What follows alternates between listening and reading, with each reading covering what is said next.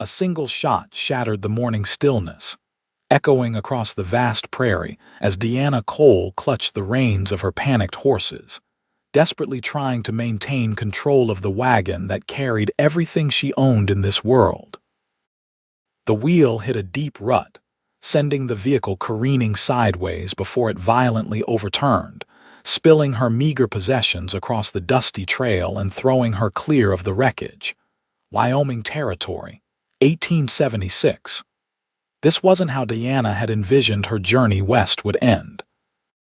Blood trickled from a gash on her forehead as she surveyed the devastation.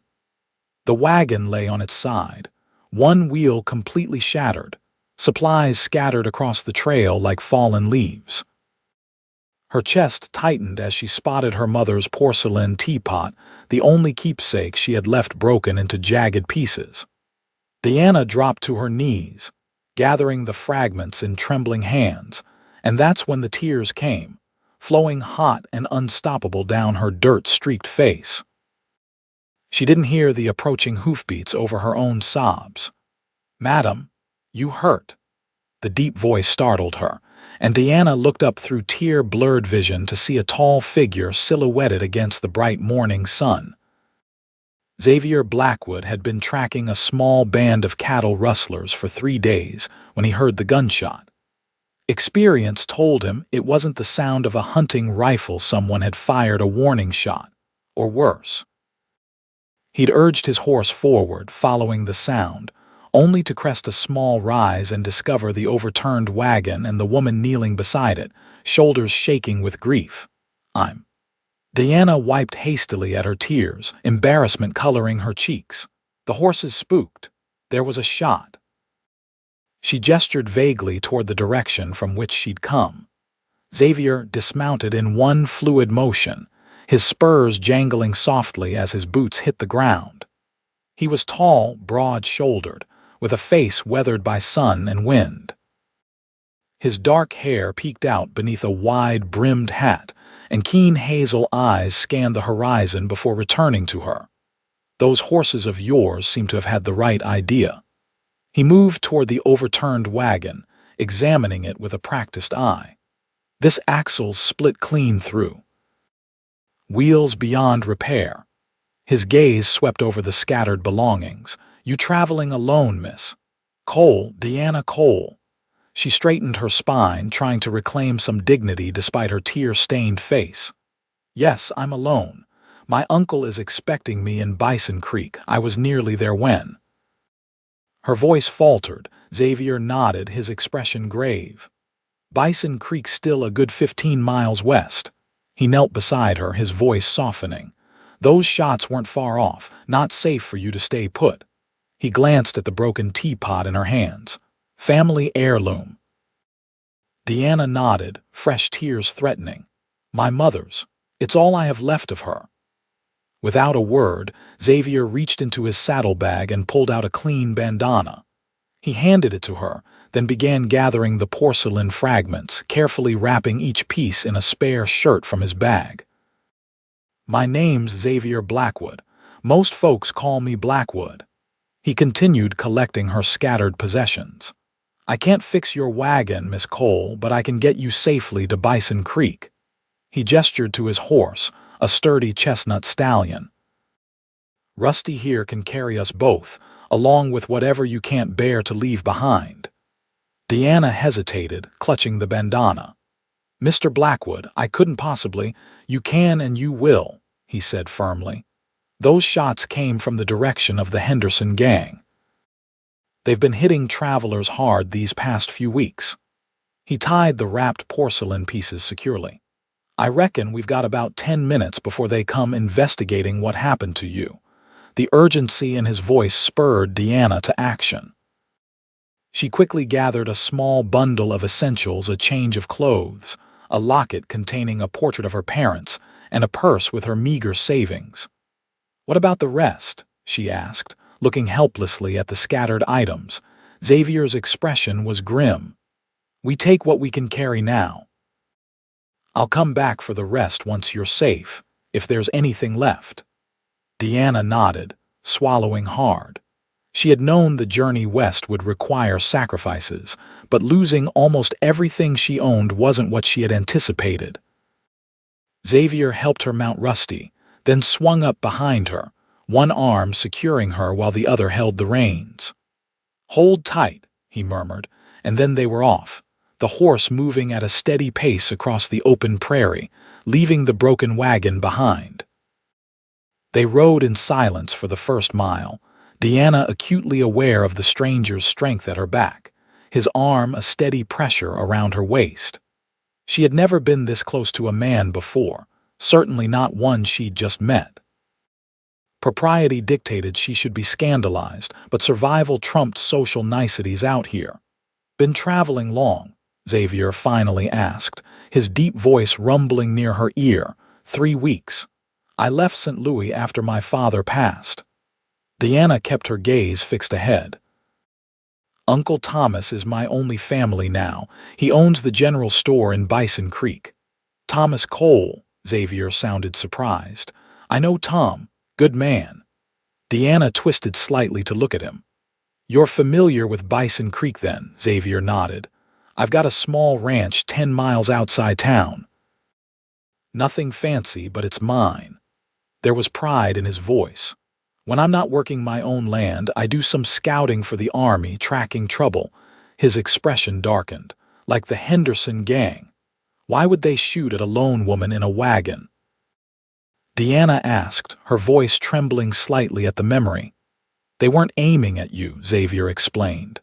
"That was a warning shot. They would have come upon you, acted like your saviors, offered help." His voice hardened. "Then robbed you blind or worse." Deanna shuddered, understanding the implication. "Then I'm doubly grateful you found me instead, Mr. Blackwood." "Xavier," he corrected. "Out here, formalities don't mean much." As they rode, the landscape gradually shifted, the flat prairie giving way to rolling hills dotted with pine and aspen. Xavier pointed out landmarks, teaching her to read the land in a way she'd never considered before. A hawk circled overhead, and he explained how they could spot a rabbit from hundreds of feet in the air. "How do you know so much about all this?" Deanna asked, genuinely curious. "Spent most of my life outdoors," he replied simply. "My pa was a trapper, taught me to track, hunt, read sign. After the war, I came west looking for something that was mine alone." There was a distant quality to his voice. "Found this land, felt something I can't rightly explain. Like it had been waiting for me." Deanna understood that feeling better than she cared to admit. St. Louis had never felt like home, not really. She'd always sensed something pulling her westward, even before her father's passing had necessitated the move. By midday, they stopped to rest in the shade of a small grove of trees beside a creek. Xavier helped Deanna dismount, his hand strong at her waist, then busied himself checking on Rusty while she stretched her cramped legs. From his saddlebag, Xavier produced jerky, hardtack, and to Diana's surprise, dried apples. "Not much of a meal for a lady," he apologized, spreading his bandana as a makeshift tablecloth on a flat rock. "It's perfect," Deanna assured him, suddenly realizing how hungry she was. She watched as he efficiently unpacked more items from his seemingly bottomless saddlebags, a small tin cup that he filled with water from the creek, a stub of a candle, even a small book of poetry that peeked out when he reached for the jerky. "Wordsworth?" Deanna asked, spotting the author's name on the spine. Xavier looked momentarily embarrassed, quickly tucking the book away. "Helps pass the time on long rides," he said gruffly. Deanna smiled, seeing beyond the rugged exterior to something unexpected. "My father loved Wordsworth. The world is too much with us. Late and soon, getting and spending, we lay waste our powers. Little we see in nature that is ours," Xavier finished quietly, meeting her eyes.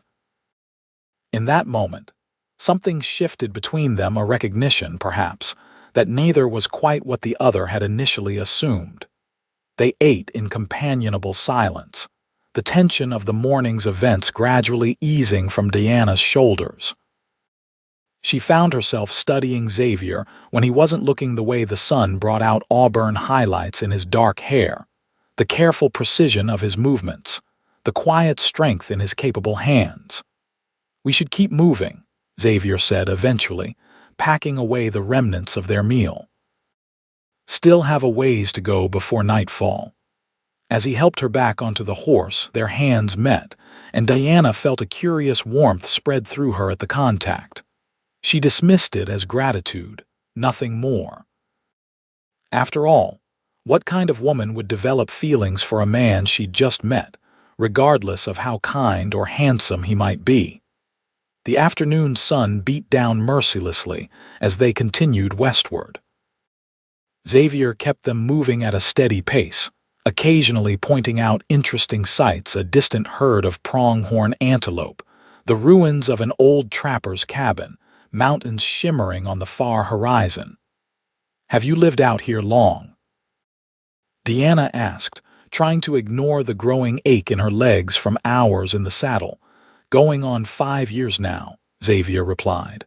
"Came west after Appomattox with nothing but Rusty and what I could carry." There was a heaviness in his voice that suggested deeper waters. "What about you? What brings a city lady out to Wyoming territory besides visiting your uncle?" Deanna hesitated. "My father's debts," she admitted finally.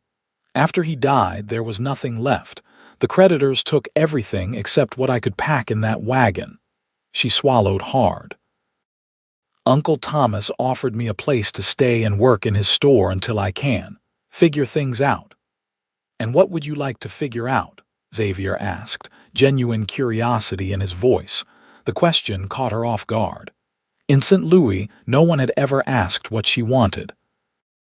As a woman, her path had always seemed predetermined: marriage, children, maintaining a household.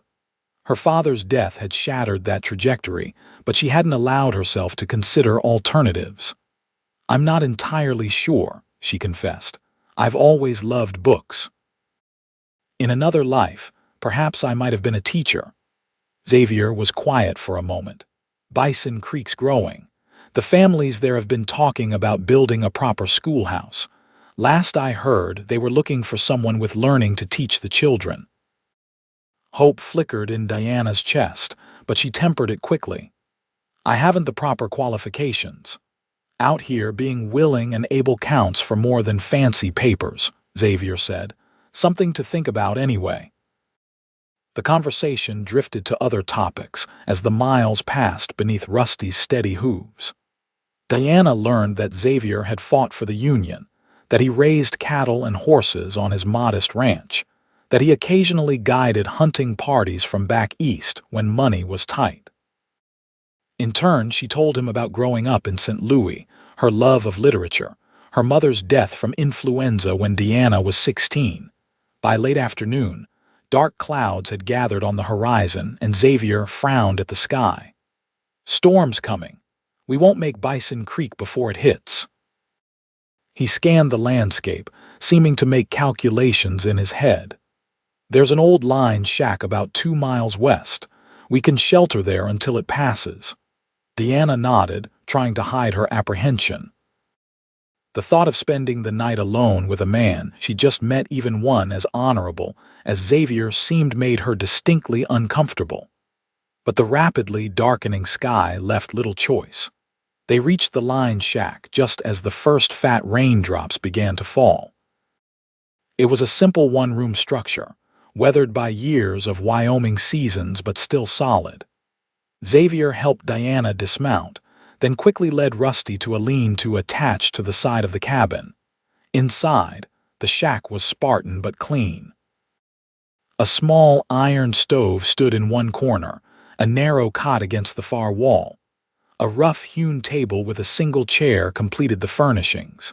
"It's not much," Xavier apologized, setting down Deanna's bundle and his saddlebags, "but it'll keep us dry." Outside, the sky opened up, rain hammering against the roof as lightning flashed across the darkened landscape. Deanna shivered, suddenly grateful for the shelter, humble though it was.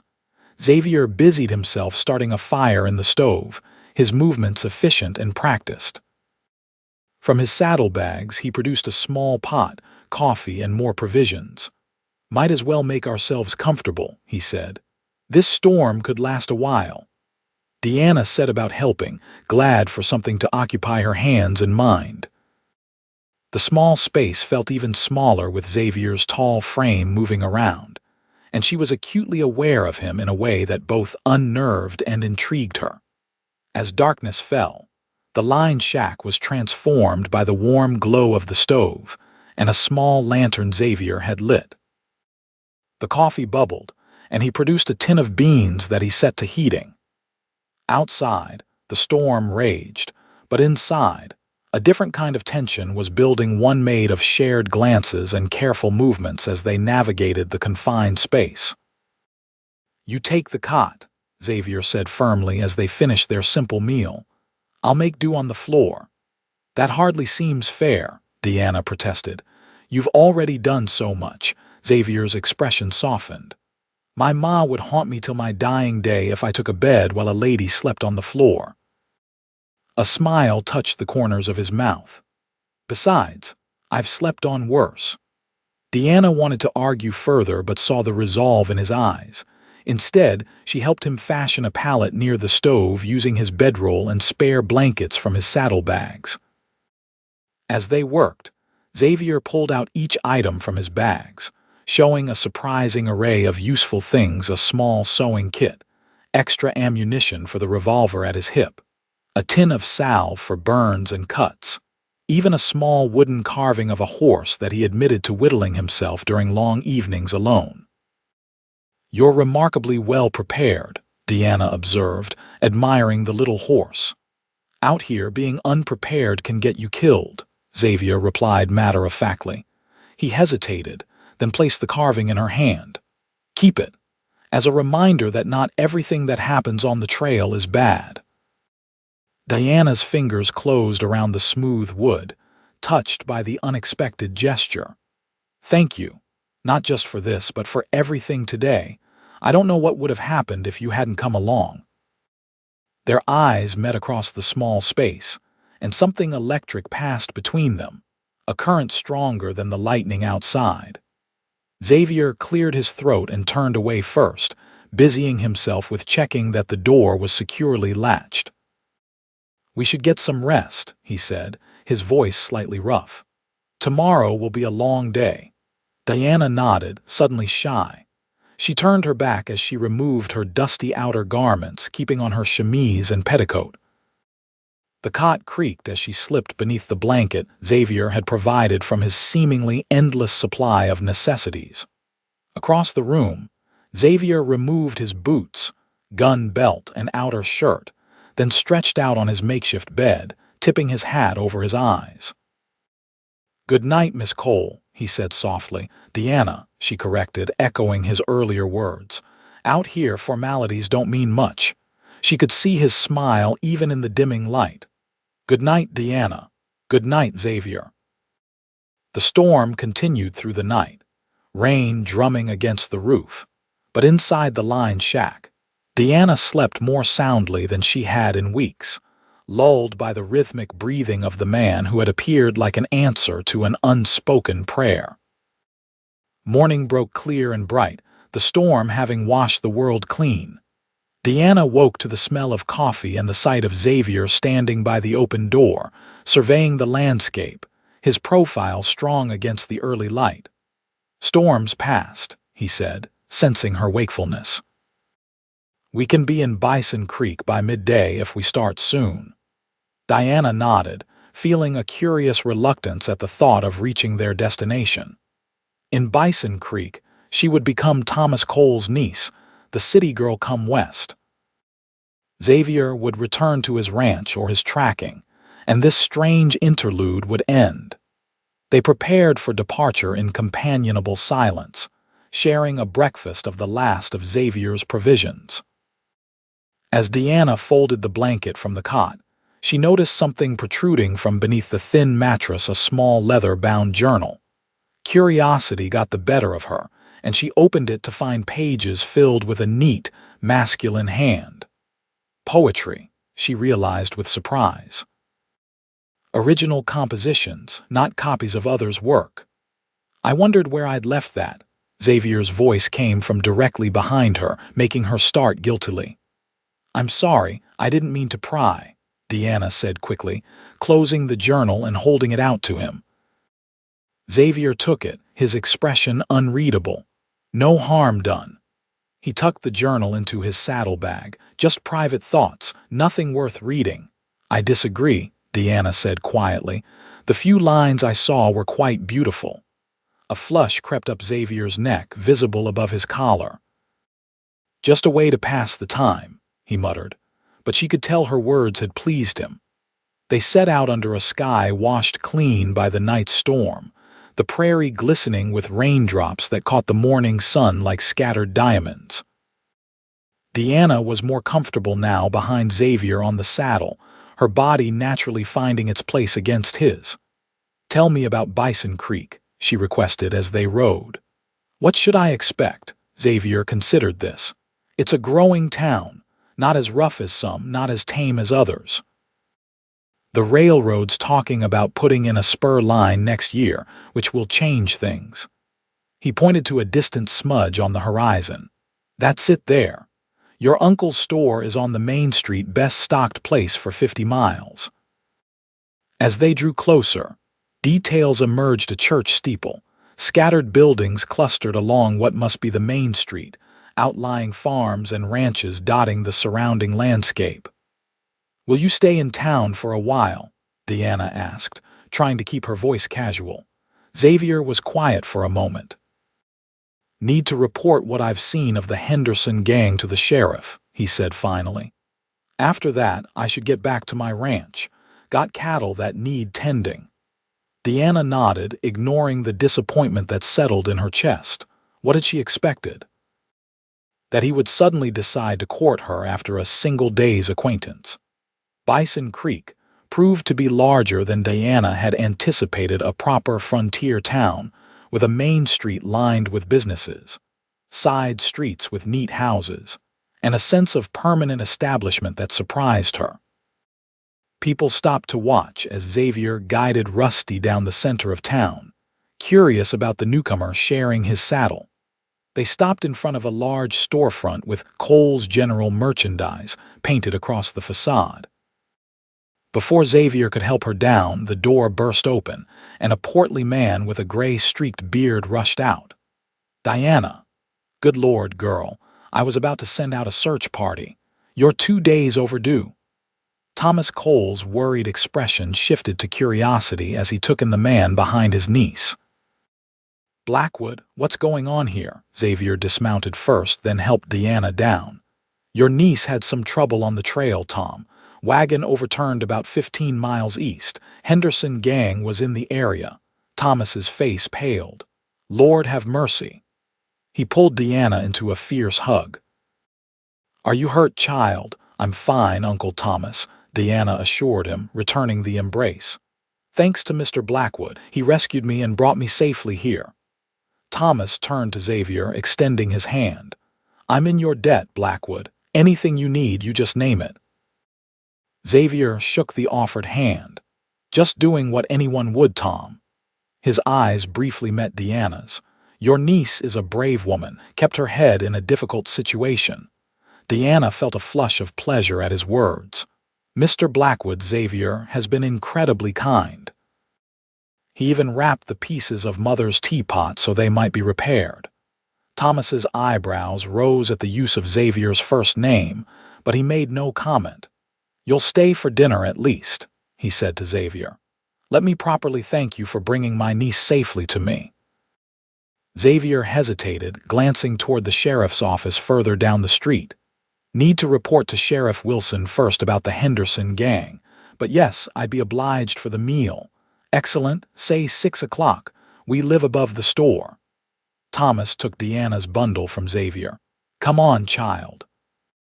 Let's get you settled. Deanna turned to Xavier, suddenly unsure what to say. Thank you again, she managed finally, for everything. Xavier nodded, his expression softening.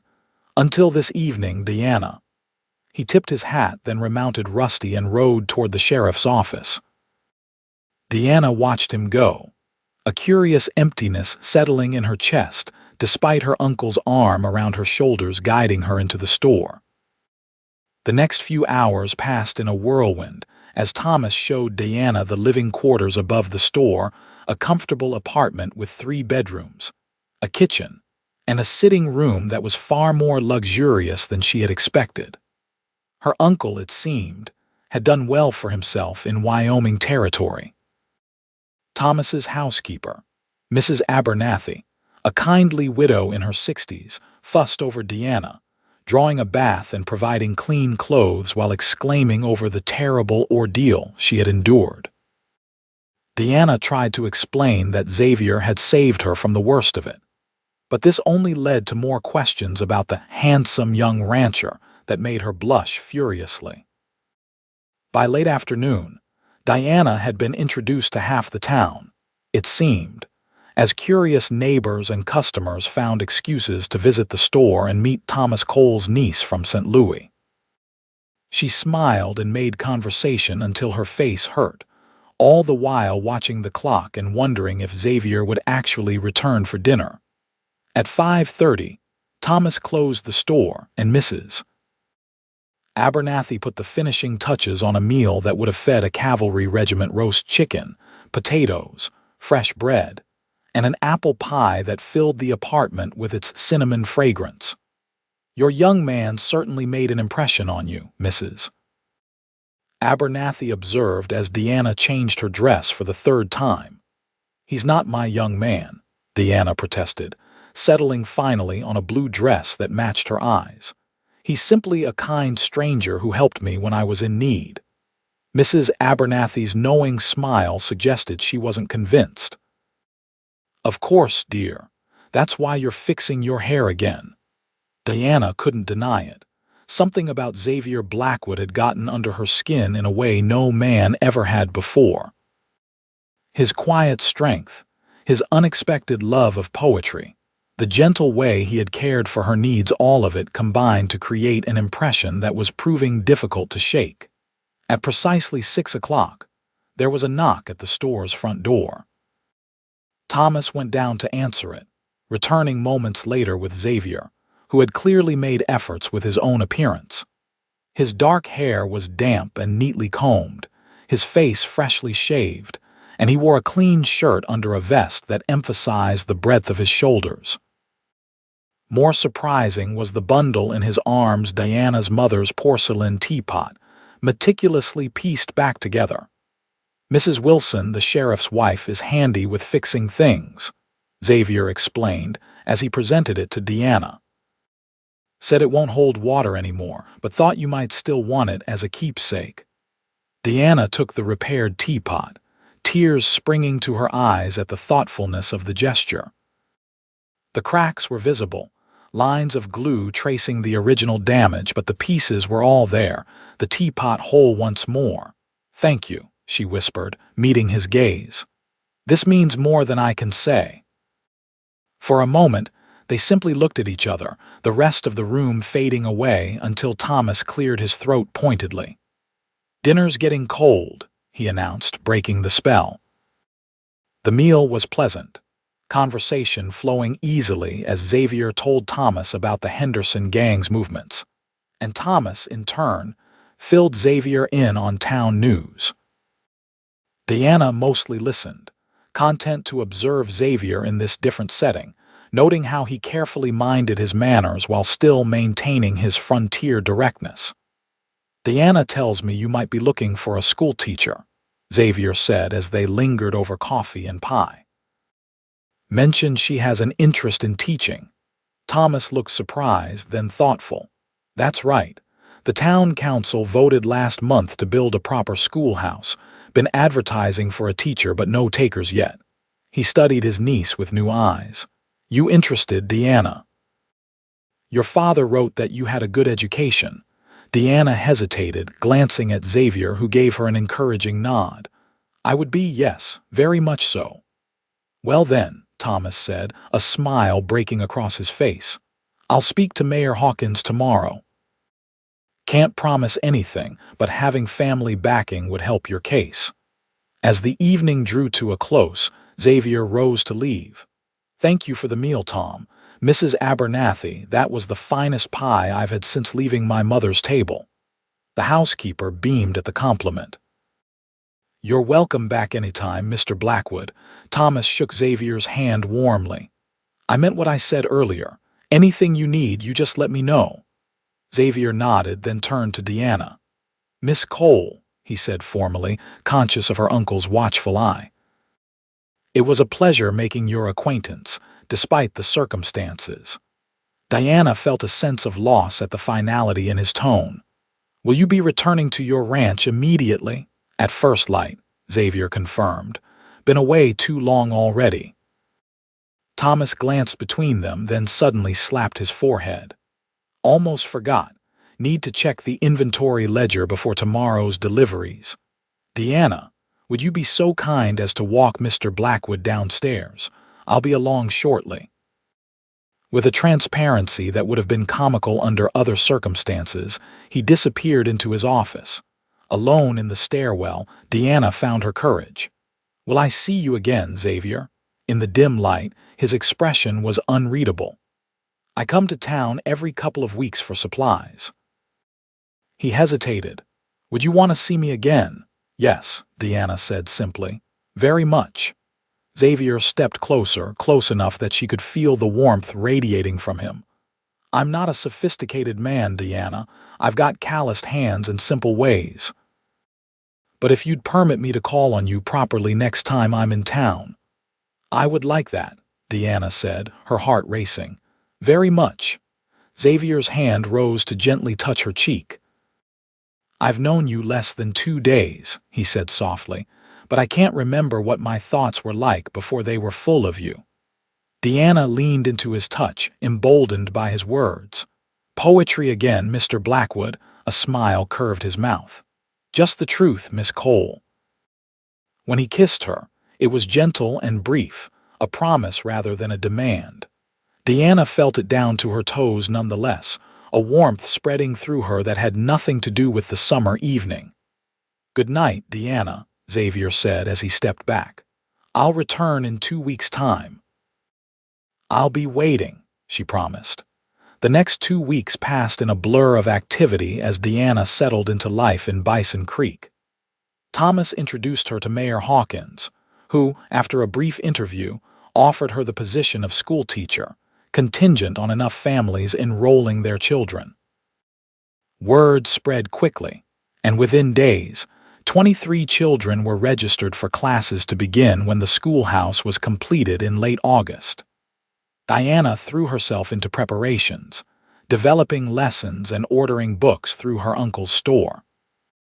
In the evenings, she helped Thomas with the bookkeeping, learning the business from the ground up. But always, in quiet moments, her thoughts returned to Xavier, the warmth of his kiss, the promise in his eyes.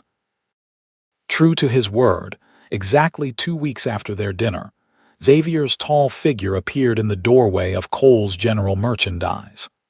Deanna was helping a customer select fabric, but her concentration evaporated the moment she saw him, hat in hand, clean-shaven and slightly nervous-looking. Good afternoon, Miss Cole, he said formally, aware of the curious eyes watching their interaction. I was wondering if you might be free to accompany me on a walk this evening.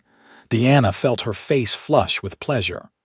I would enjoy that very much, Mr. Blackwood. That evening marked the beginning of a courtship that set the town talking. Every 2 weeks, Xavier would ride into Bison Creek, his first stop always Cole's General Merchandise.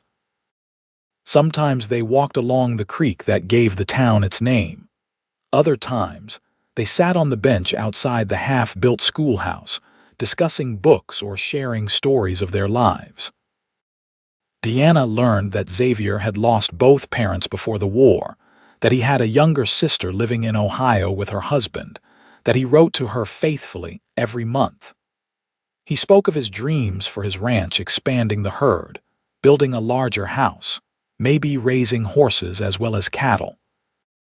In turn, She shared her hopes for the school, her memories of St. Louis, her fears about whether she could succeed as a teacher.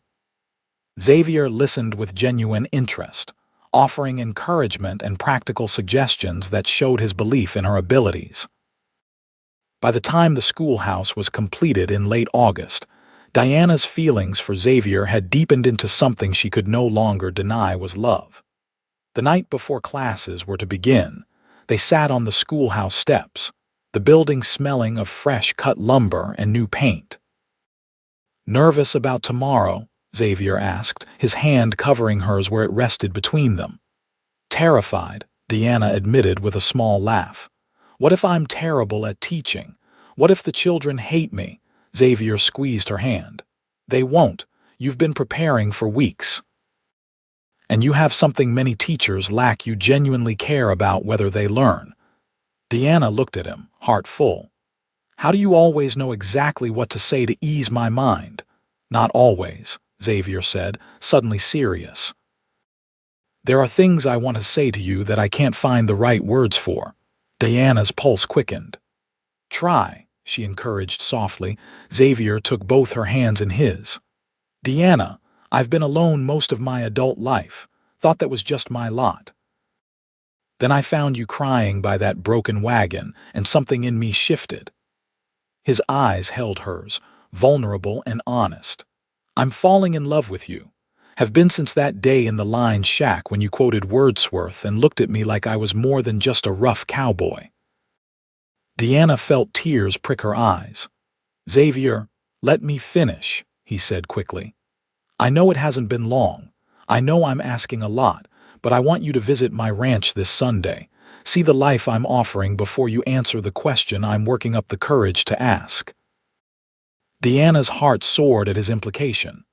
"Yes," she said immediately. "Yes, I'll come." Sunday couldn't arrive fast enough. Diana woke at dawn, dressing carefully in her most practical riding skirt. Xavier arrived with a gentle mare borrowed from a friend specifically for her, and they set out as the town was just beginning to stir. The ride to Xavier's ranch took nearly 2 hours, but Diana barely noticed the time, enchanted by the changing landscape and Xavier's commentary on the landmarks they passed. Finally, they crested a hill, and Xavier reined his horse to a stop. "There it is," he said, a note of pride in his voice. "Not much to look at yet, but it's home." Below them spread a small valley, verdant with late summer grasses. A modest cabin stood near a clear stream, smoke curling from its chimney. A corral held several horses, and in the distance, cattle grazed on the hillsides. It wasn't grand, but Diana could immediately see why Xavier loved it: the beauty of the setting, the sense of possibility in the open spaces. "It's wonderful," she said sincerely. Xavier's expression lightened with relief. "It'll be better someday. I've been saving to build a proper house." He hesitated. A house that could accommodate a family. They rode down to the cabin where Xavier had clearly prepared for her visit. The interior was spotlessly clean, the table set with his best dishes, a vase of wildflowers in the center. He had prepared a simple but delicious meal, and they ate while he described his plans for expanding the ranch. After lunch, Xavier gave her a tour showing her the barn he had built himself, the garden plot where he grew vegetables, the spring that provided water year-round. As they walked, Diana could see the future he envisioned, and increasingly she could see herself in that future too. They ended their tour on a ridge overlooking the valley, the afternoon sun bathing everything in golden light. Xavier took her hands, his expression more serious than she had ever seen it. "Diana, I know this is fast. I know you had other plans when you came west, but these past weeks have been the happiest of my life." He took a deep breath. "I love you. I want to build a life with you here if you'll have me." He reached into his pocket and withdrew a small ring, a simple band with a modest diamond that caught the sunlight. "It was my mother's," he explained. "She made me promise I'd only give it to a woman I couldn't imagine living without." Diana felt tears welling in her eyes. "And am I that woman?" You are. Xavier's voice was rough with emotion. Deanna Cole, will you marry me? The answer was as clear as the sky above them. Yes, she whispered. Yes, Xavier, I will marry you. His face broke into a radiant smile as he slipped the ring onto her finger. When he kissed her, it was with a passion that spoke of all they would share in the years to come, the joys and hardships, the dreams fulfilled and challenges met together. Uncle Thomas was hardly surprised when they returned to town with their news, though he made a show of extracting a promise from Xavier to treat his niece with all the care and respect she deserved. The townsfolk of Bison Creek were more openly astonished. A courtship of barely 2 months seemed scandalously brief, but the obvious happiness of the couple soon silenced most criticism. They were married in October, as the aspen trees turned gold against the blue Wyoming sky. The ceremony was held in the new schoolhouse, where Deanna had already gained a reputation as a dedicated and innovative teacher. Her students attended in their Sunday best, watching wide-eyed as their teacher became Mrs. Blackwood. Xavier had worked tirelessly in the weeks before the wedding to add a proper bedroom to his cabin and make other improvements to ready it for his bride.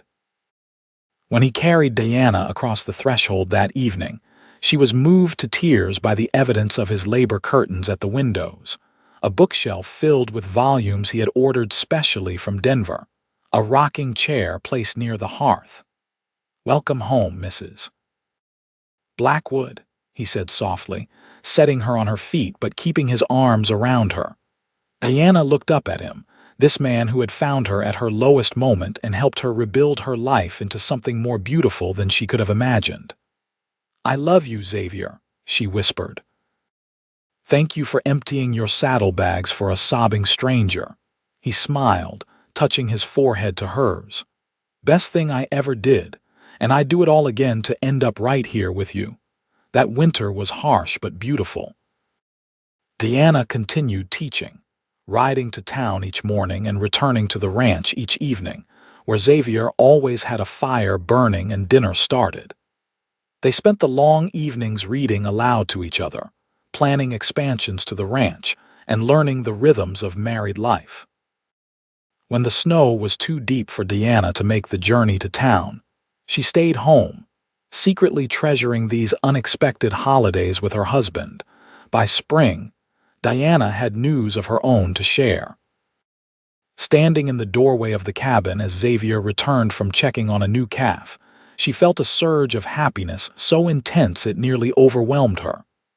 "Xavier," she called, her hand unconsciously moving to her still flat stomach. "I have something to tell you." He looked up, his face breaking into a smile at the sight of her. In that moment, Deanna knew with absolute certainty that all the hardships of her journey west, the loss of her father, the overturned wagon, the fear and uncertainty had led her precisely where she was meant to be. In the years that followed, the Blackwood Ranch prospered and grew. Xavier built the larger house he had promised, with a special room filled with books and a wide window where Deanna could sit and grade papers or write her own stories as their children played in the yard. They had 3 children, 2 sons and a daughter who grew up strong and curious, inheriting their father's love of the land and their mother's passion for learning. Diana continued teaching until the birth of their first child, then returned part-time as the children grew older. The school in Bison Creek became known throughout the territory for its excellence, largely due to her influence. Xavier's ranch expanded to become one of the most successful in the county, his innovative breeding practices and fair business dealings earning him the respect of even his competitors. On their 10th anniversary, Xavier presented Diana with a special gift, her mother's teapot, transformed. He had sent it to a craftsman in Denver who had lined the cracked porcelain with silver, turning the damaged heirloom into a beautiful, functional piece once more. "Like us," Xavier said as Deanna turned the gleaming teapot in her hands. "Something broken made stronger at the mended places." Deanna set the teapot down and wrapped her arms around her husband's neck. "I was never truly broken," she said softly, "just temporarily tumbled. You helped me right myself. And you filled every empty space in my life," Xavier replied, pulling her close. "Every single one." As twilight settled over their ranch, painting the sky in shades of purple and gold, Deanna reflected on the journey that had brought her here. From a sobbing woman beside a tumbled wagon to the contented wife, mother, and teacher, she had become it was a path she could never have envisioned that fateful day. Yet standing in the circle of Xavier's arms, watching their children chase fireflies in the gathering dusk, she knew with absolute certainty that she had found her true home not in a place, but in the heart of the man who had stopped to help a stranger and ended up sharing his life instead. In the distance, a coyote called to the rising moon, a sound that once would have frightened her, but now felt like part of the symphony of their life together. Xavier's arm tightened around her waist, and Deanna leaned into his strength, grateful for the twist of fate that had brought them together on that dusty trail so many years ago. "Any regrets?" Xavier asked softly, seeming to read her thoughts as he so often did. Deanna shook her head, watching as their oldest son successfully caught a firefly, his face illuminated with delight as he showed his younger siblings. "Not one," she replied truthfully. "Every step led me here to you and the children. How could I regret any of it?" Xavier pressed a kiss to her temple. "Even the broken wagon," Deanna smiled, turning in his arms to face him. The years had added lines to his face, silver threads to his dark hair, but his eyes still held the same warmth that had first captured her heart. "Especially the broken wagon," she said. "Our beginning."